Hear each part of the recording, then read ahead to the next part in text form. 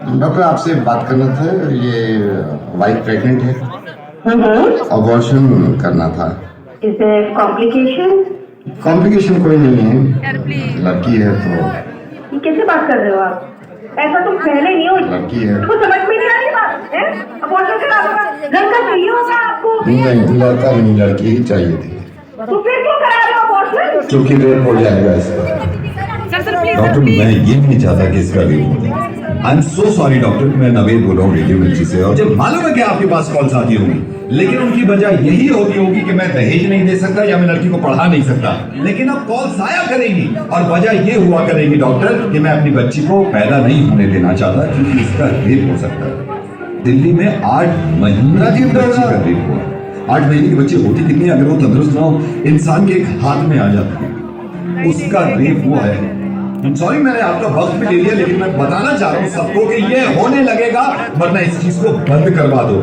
मेरी समझ में नहीं आता कि स्लोगन देखने के बाद लोग खुश हो जाते हैं, बेटी बचाओ बेटी पढ़ाओ। क्यों हम पहले ही जाहिर कर देते हैं कि बेटियां कमजोर हैं, पढ़ी लिखी भी नहीं है, इनको बचाना भी है। ऐसे स्लोगन क्यों नहीं बनते कि बेटे को बताओ और ना माने तो थप्पड़ लगाओ।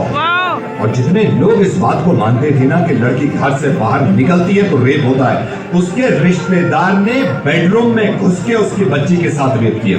जब उसके माँ बाप ने इस बच्ची को देखा तो खून में लथपथ पड़ी थी, पूरा हॉस्पिटल घूम गया था इसकी चीख से।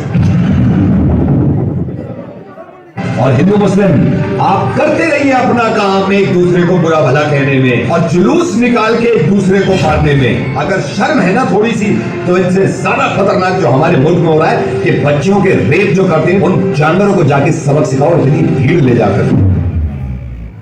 और कोई बताने की जरूरत नहीं है किसी को कि लड़कियां किसी से कम नहीं होती। जब आप किसी को ये बताते हैं कि लड़कियां किसी से कम नहीं है, इसका मतलब यह है कि कहीं ना कहीं पहले से ही दिमाग में हमने ठूस रखा है कि लड़कियां कम होती है।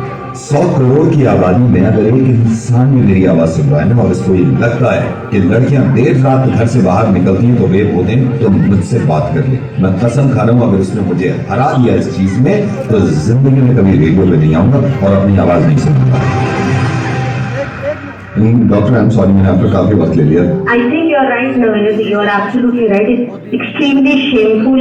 The religion के नाम पे जो है क्लेम हो रहे हैं, but unfortunately रेप जैसा इतना बड़ा जो इशू है, इतना बड़ा जो सोशल इशू है, इसके बारे में कोई बात नहीं कर रहा है।